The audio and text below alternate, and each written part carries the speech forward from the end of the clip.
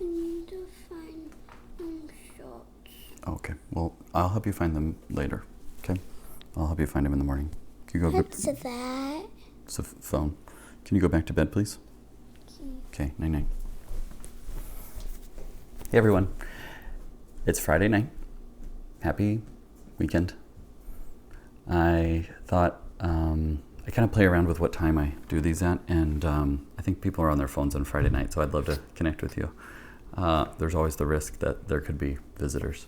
But I would love to hear from you as we get started with this episode of This Week in Parenting. Today is June 12th, 2020, and I would love to hear from you something good from the week, something that you're proud of. It doesn't have to be winning the Nobel Prize. It doesn't have to be, some elaborate craft project or trip that you were able to accomplish while social distancing.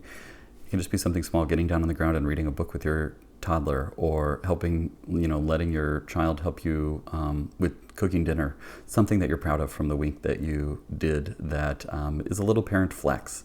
I have this hashtag that I haven't started using that called Parent Flex. And I would love to hear what sort of flex thing that you want to brag about. And this is your opportunity to brag, because sometimes it's lonely and you feel like, wow, I'm doing really hard stuff, but I don't have anyone to tell about it, or it just feels like bragging. So here's your chance to brag. Here's your chance to flex and say, here's something great that I did this week as a parent. Now, I've got a few things to talk about, and I would love to hear from you what concerns or questions that you would like to talk about, and I'll try and get to them.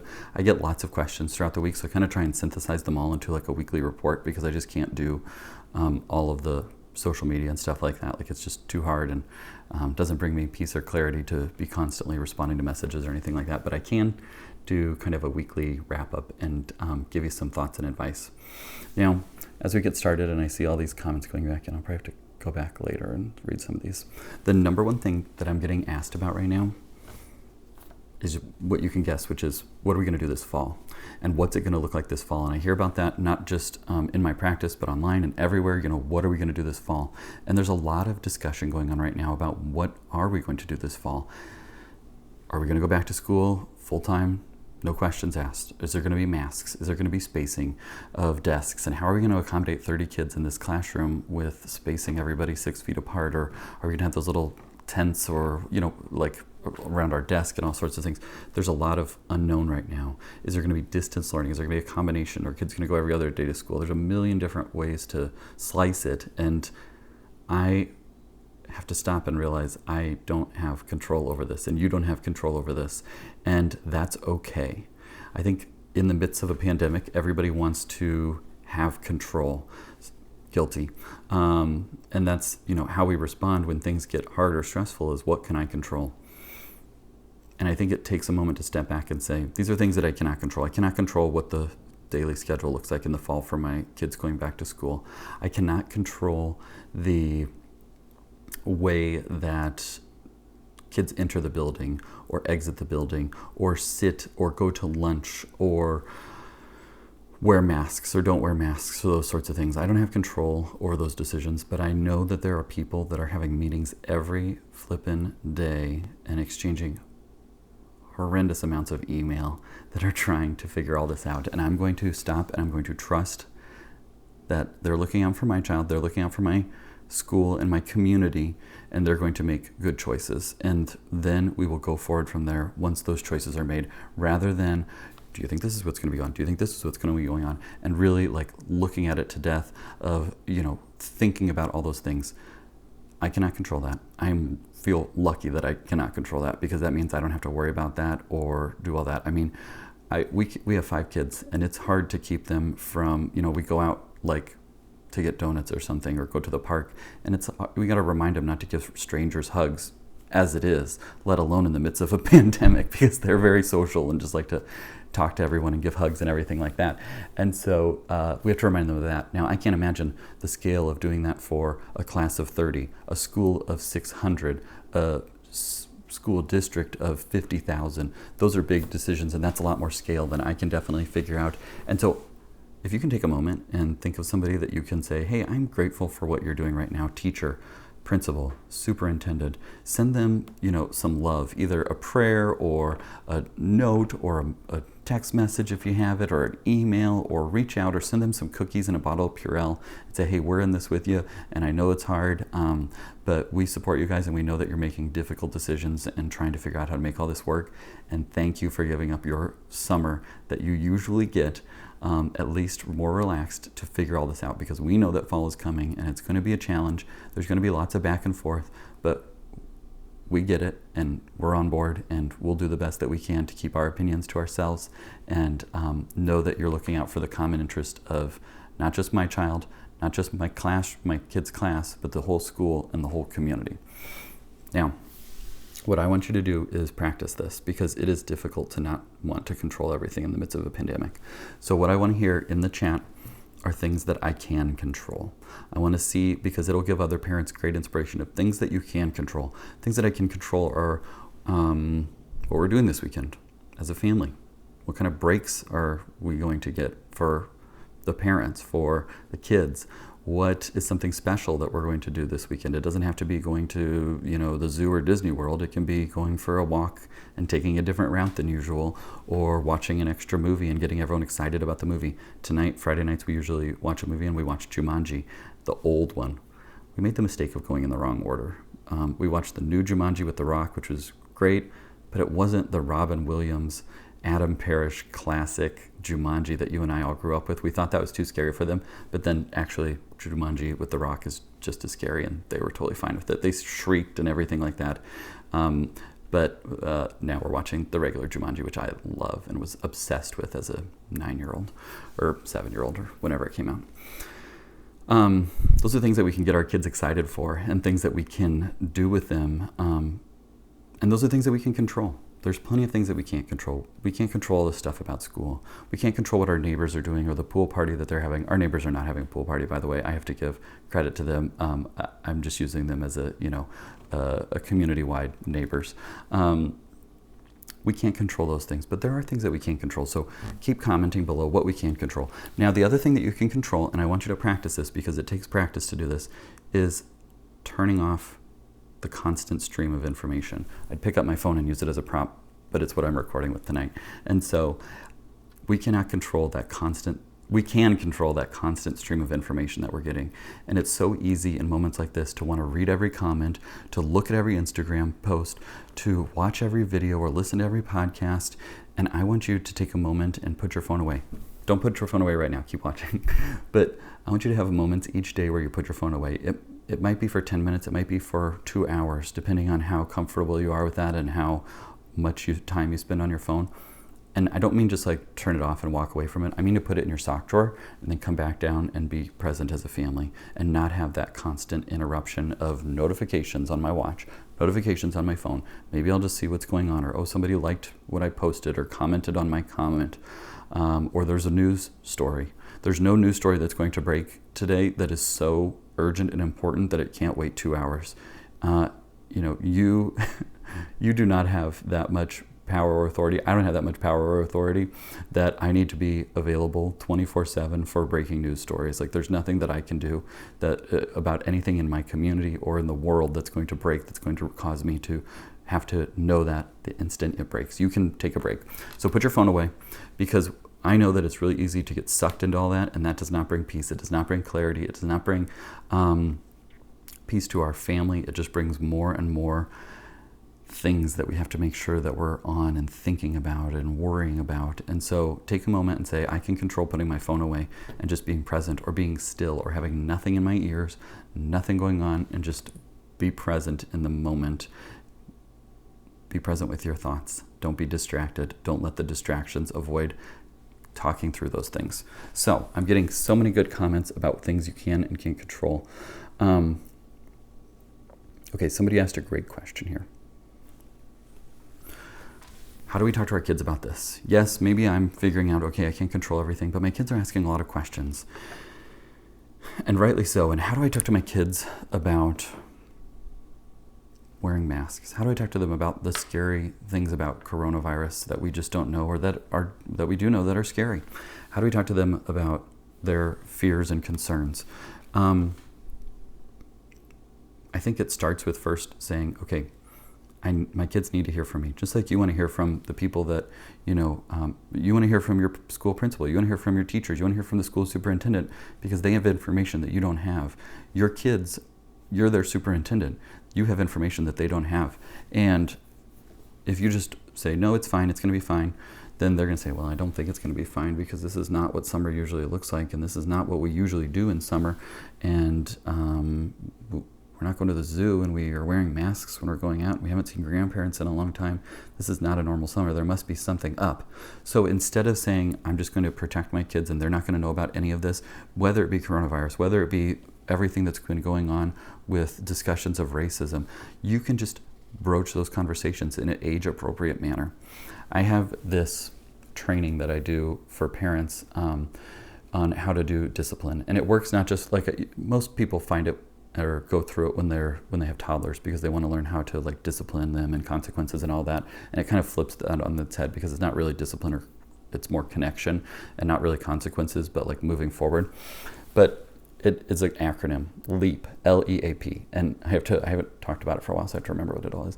L is listen, E is empathize, A is acknowledge, and P is propose a solution. And every time that I come up with like, how do I talk to my kids, or how do I deal with this, I go back to this acronym because it's really easy for me to remember, and I start with listening. Listening means finding out what questions they have, asking them, how are you feeling about not seeing grandparents? How are you feeling about wearing masks? Or what have you heard? Because if they're in a bubble, if they're a young child that doesn't have access to the internet, they might not have heard anything about it. And they might, or what are you seeing, or what seems different to you? Now, if they're an older child that has TikTok and Instagram and Twitter and YouTube and all those different things, then they already are seeing all those things. And so what concerns do you have? What are you thinking about right now? How are you feeling? And then instead of don't worry, because I mean, honestly, who likes to be told don't worry when they're telling you what their worries are? Nobody likes to be told don't worry. Amen? I'm already getting comments. Amen. Instead of saying don't worry, just start with, so we listened. And we listened by asking, and then sitting back and being comfortable with hearing what our kids say, even if it makes us uncomfortable, showing them that, okay, I hear you and I get that that's a concern of yours. And then empathize. So empathize is, I hear what you're saying, and this is what it sounds like you're feeling.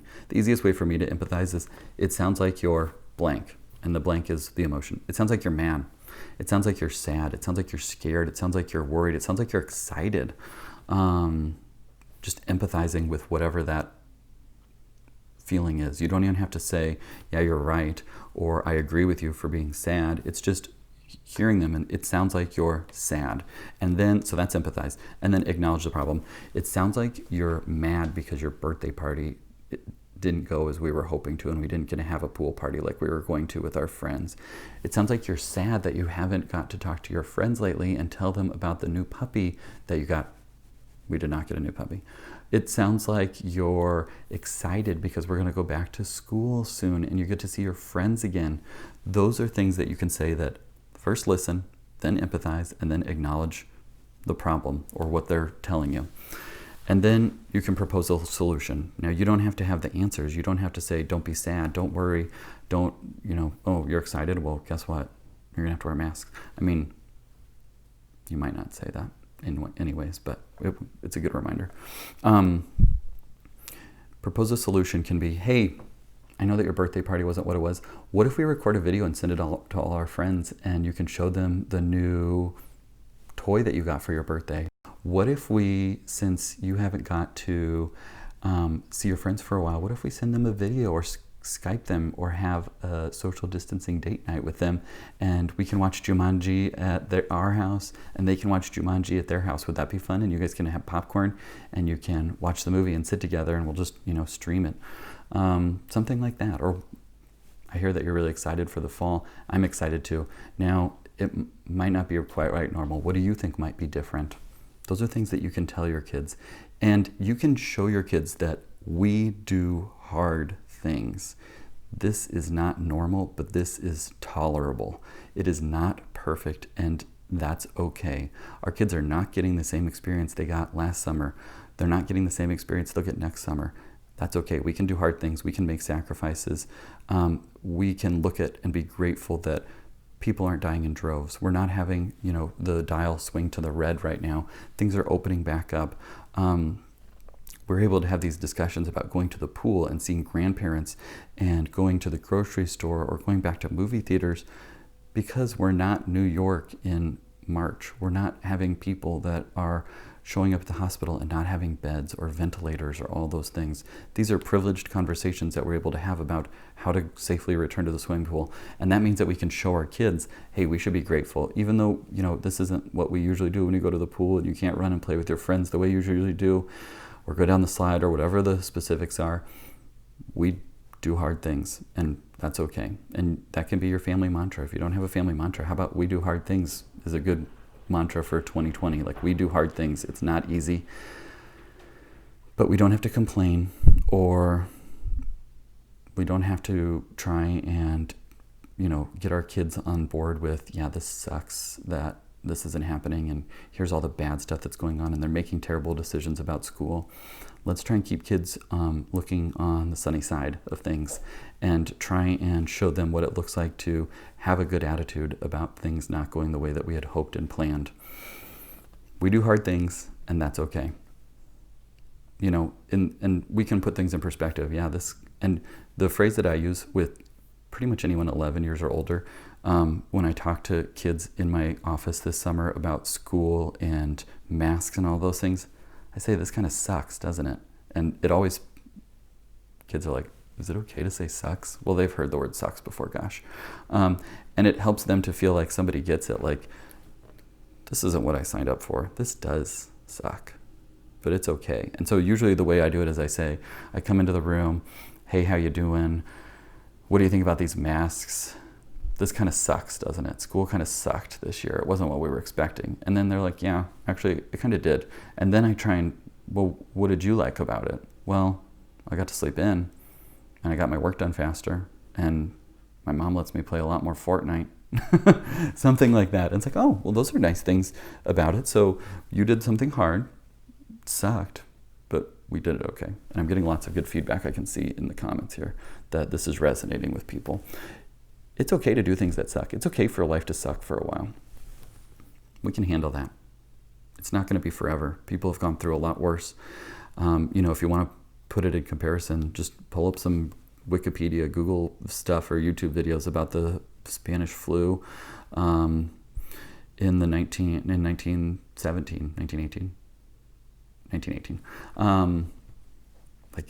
It's been a lot worse, and we have triumphed over that.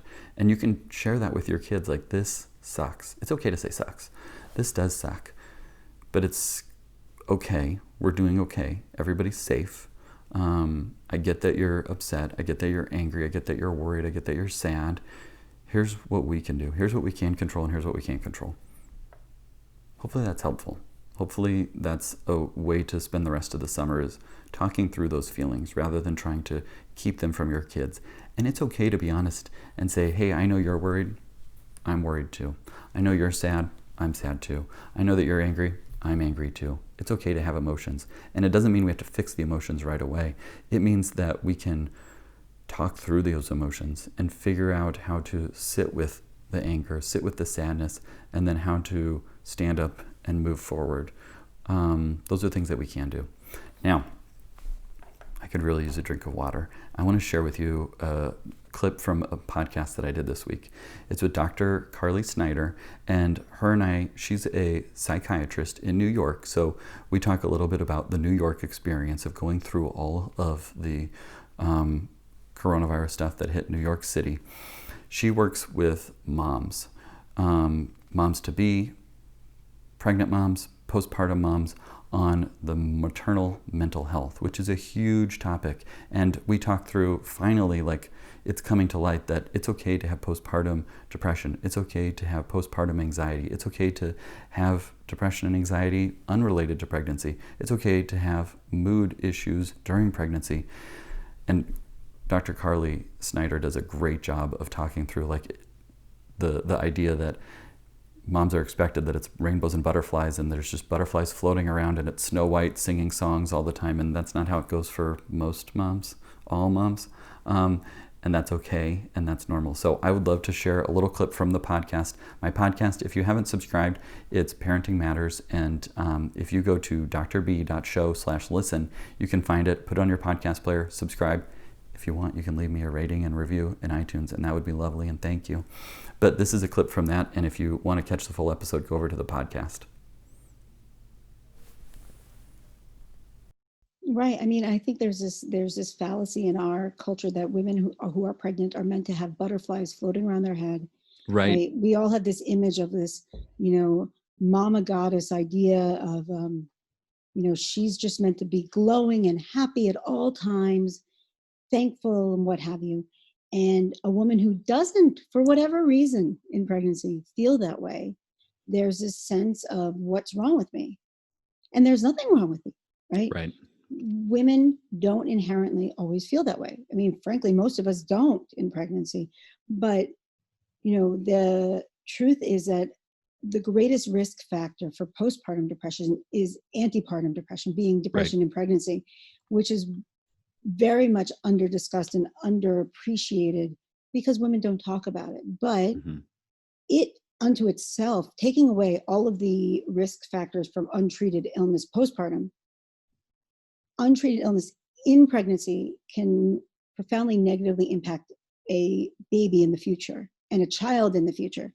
So I love what I do also because I think it can help a woman and her child in the future, but also now, because there's so much there's so much pressure that we put as a society and, on a micro and a macro level on women that is so unnecessary. And so when a woman feels that she can finally ask for help, and the fact that I can give her that help is really rewarding, obviously in pregnancy and then postpartum. And, when a woman comes back and says, oh my God, I feel like myself again. It's like, oh, I'm so glad. Yes, I'm sure that is just such a great feeling because I get to see that with teens when we, go down that route with teens, and you just see both the parent and the child be like, yeah, he's back to his normal self, like the way he used to be is just a phrase that I love getting to hear from families, that we've done something that we've done an intervention that's made that back to the way they used to be. And it's really interesting. Teenagers are harder. I was going to say teenagers right now are having a really hard time. Well, that's what I wanted to talk about next is all of this in the context of coronavirus. And we were talking before we started recording a little bit about your experience in New York City and in Long Island. But what are you seeing now in terms of the mental health issues that have come to light in the face of coronavirus, social distancing, quarantine, life and death sort of, mortality thoughts and everything like that? What are you seeing in practice? Well, so in practice, I'm seeing a few things. I mean, for one thing, in my pregnant population, I think it's important to know that being anxious, I always say to my patients, if you're not anxious when you're pregnant, there's a little something wrong. Sure. Right? Like, that makes sense. I think women, when you're pregnant, there's this huge unknown, right? We don't have a looking glass to look in and say like, hey, baby, how you doing? So there is a normal degree of anxiety that we all live with when we're pregnant. But right now, there is this level of unknown that we are all living with, right? We are all walking around with, if you're not home, you are the person who's standing, hopefully 6 feet away from you, could be, they could be ill. And we don't know, right? They could be a harbinger of disease. And there is this profound degree of uncertainty and fear that we are all standing next to someone who could be deadly, right? Either for ourselves or for our parent or our grandpa or whomever, right? And that's unrelated to pregnancy. That's unrelated to anything. I mean, we're all just living in this moment of like tension. Now, throw in the notion that you are, you're pregnant or your significant other is pregnant. And the data sets that we have on pregnancy right now are by definition limited by the fact that this is a novel virus. Right. We have now they're saying November, December, but realistically we have a matter of months of data. We don't know, really, we don't have much in terms of short-term data. We have absolutely nothing in terms of long-term data. That is, I think, by definition, beyond scary. So, and when people are scared, they lean on loved ones. Sure. Right? We all, if it's not your mother, it's your sister, it's your best friend, it's whomever. But right now we're told you can't do that. And if you right. can, You have to stay away. Right. You have to do it by way of, FaceTime or Zoom or whatever. That's runs truly, it's a true paradox from who we are socially, right? We hug. Someone's crying, our gut instinct naturally is to go in and comfort. And we're saying to one another, no, sorry, for your protection and mine, we can't do that. Mm-hmm. So for pregnant women right now, the level of isolation that they're feeling and fear is through the roof. Right now, for my patients especially, add in that they are, by definition, if they're seeing me, experiencing or have a history of experiencing an anxiety disorder, depression, right. or they may have bipolar disorder. They are otherwise, set up for feeling even worse. And so we're really trying as hard as possible to address those symptoms so that they don't get worse. But also normalizing the fact that there is nothing that can be done about what is truly understandable fear. Mm-hmm. I can't make that better. I mean, I can appreciate that, but I can't take that away because it's legitimate. Right. I don't want to delegitimize something that I fully appreciate and frankly would feel the same way. And I feel for them in the same way. And I think it does them a disservice to try and minimize that. Morning, Mom. Love you, Mom. All right, everyone. I hope you enjoyed that video. I'll be back next week, and I'll try and do a video between now and then of some of the questions about social bubble expansion. But I think in general, what I would say is think about a couple questions. Am I putting others at risk? What's the risk versus the importance? And what's the risk to the community? And then making a decision, deciding it's the right decision, and then moving forward and doing it as safely and confidently as possible. Until next week, I hope everybody has a great weekend and you get to enjoy some time with your family. Take care. I love you, Dad. I love you too. Go back to bed.